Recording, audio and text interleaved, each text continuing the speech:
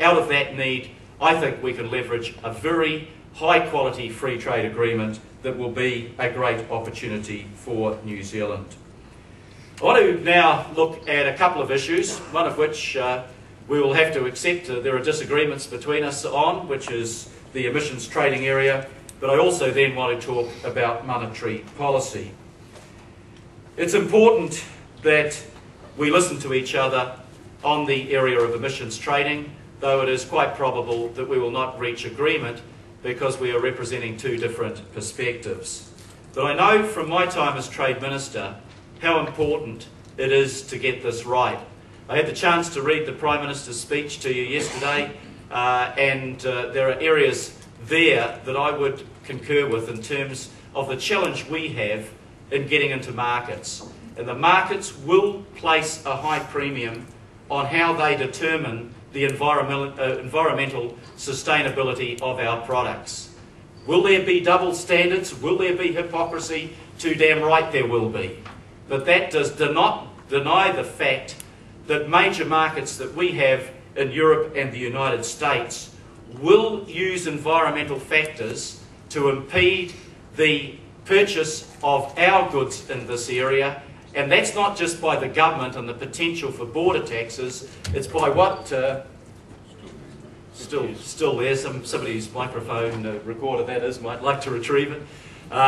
It is an area where they will use that as a reason to impede our access and to ensure that there is a consumer movement against us. You can see that in the dairy industries across Europe, how they will use that against New Zealand. We cannot give them the grounds to do so. We are, of course, already committed to the obligations under the Kyoto Protocol. We will be paying for the emissions that are in excess of what we emitted in 1990. New Zealand has signed up to that. We're committed. The payments will be made. This debate is about how the payments will be made and who makes them. Labor recognises that New Zealand is not going to determine the pace and the nature of climate change internationally. We're too small. Our contribution to global warming tax is only about 0.2. But we also know, and most people recognise internationally now, that global warming is a factor. The science backs it up, and if we don't address that problem, then that has huge environmental, but even larger economic consequences for New Zealand and the world. And that's why New Zealand and the international community need to work together so that there is concerted international action. I, as a passionate advocate for New Zealand's trade interests, do not want to see us invite disaster with a poor policy response. What Labor decided after the election was that we would seek a consensus approach. We would, if the government was in agreement, work with them to try to find the common ground. Now, you here may not like the common ground, but I'm sure you would prefer to have common ground that you could rely on that would not simply change from election to election. So we sat down, Charles Cheval on our side with Nick Smith on the other, acknowledged that the government had received a mandate to change the policy within the overall framework of emissions trading and tried to seek a deal. I was rather surprised one morning to hear unilaterally and without notice that those negotiations were broken off and that the National Party was instead going to negotiate with the Maori Party, who had said that we had been far too timid on trying to prevent emissions, but now was prepared to reach a deal. It's a two-vote majority in Parliament. I'm sorry, that does not make that deal a sustainable deal, and that is a cost to New Zealand. I don't doubt that the issues that the government is facing and that we faced and that you are facing are difficult. There are many emotional and sometimes far-fetched claims, but we do need an enduring agreement that is affordable, that takes care of the natural environment and doesn't make promises to particular sectors that can't be kept over the long haul. A consensus approach would make policies to reduce greenhouse gas emissions more effective because it would be more credible. Producers and consumers would know that that was the policy and that was here to stay. Because the Labour Party is committed to working in good faith with other parties in Parliament to produce a world-class emissions trading scheme, we have put forward some constructive ideas, including in those negotiations with the National Party.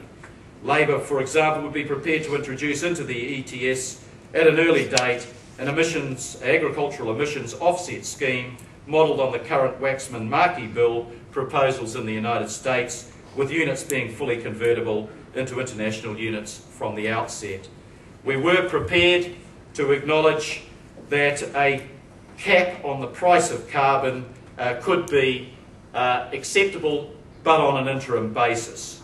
There are real problems with a cap because it distorts land prices and it exposes taxpayers, and you here are taxpayers as well as producers, to an unquantified risk.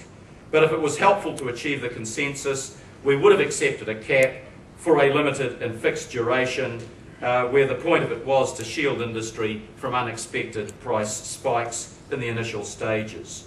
What I am saying to you is that Labour was and is prepared to be reasonable and constructive.